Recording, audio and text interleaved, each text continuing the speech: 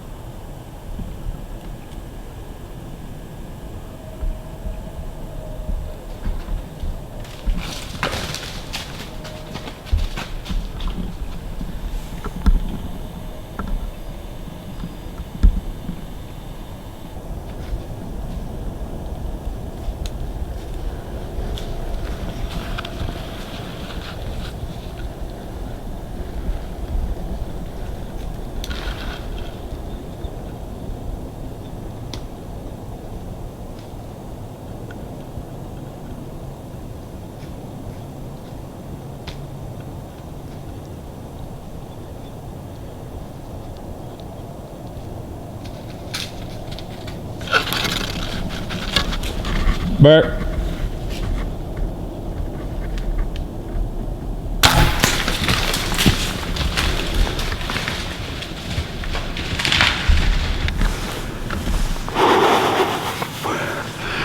That was a show right there.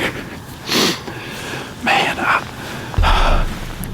I made 3 or 4 grunts 2 or 3 different times right after 5:30. And on that wood line over there, about 60 yards, it goes from this select cut growed up pine to just full pines back there. And I saw a bush swinging, and it was a doe chewing on some stuff, and she eased up, and I thought they were going to come out here, and I could hear a couple different deer, and I thought it was going to be her and another doe or whatever. So I got my bow down, and then the deer all jumped, and I saw it was like 3 different deer, and I saw one of them had a pretty nice rack and picked out pretty quick that it was a deer that has been living on this property since November 1 pretty much, but he was here. He showed up in October, but he has been living here. He is on every trail camera. Every time I check cards, just making circles around this place.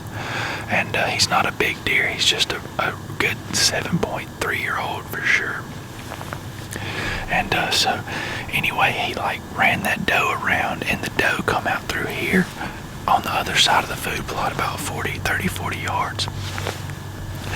And two spikes walked up over here, and then I heard some blowing, and this other big spike, like a 2.5-year-old spike, ran out in the food plot and ran down there, and he chased her over there. He chased the spike over there across the other side. And then the doe was down there on the wood line. The big spike was up here, and the other two spikes were over here.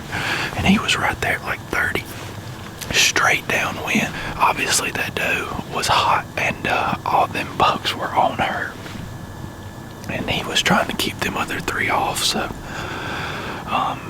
those two spikes come out right here, and the one right here busted me when I would like put my bow out to get ready to draw, and he didn't blow, but he started stomping, and then he whirled, and when he whirled, that deer stepped out in a hole, and I stopped him, and he just stood there, and I put it right in his shoulder, and I think it's a pretty good shot.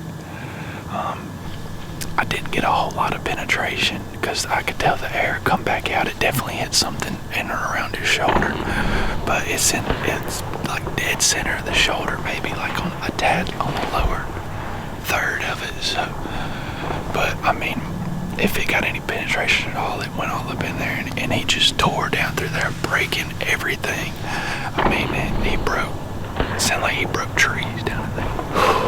Well, good deal. Hopefully we can find him. Thank you, Lord. Thank you. That's an awesome evening. Man, that's what it's all about. Yesterday evening was when I shot that Roman nose deer at home, and we went and watched the footage. And the footage looks pretty good, but it's just the air. I just hit an inch too low. It just hit him in that forward leg bone, and evidently it didn't get any penetration. There wasn't as much of the air broke off as I thought, and we found spots of blood here and there for 50 or 60 yards, and a couple pieces of like shattered bone, but after that the blood just stopped, and we grid searched the whole thing, thinking that, he's not dead. Which, that really sucks. It was an awesome hunt. And like I said, the show he put on and everything, chasing them other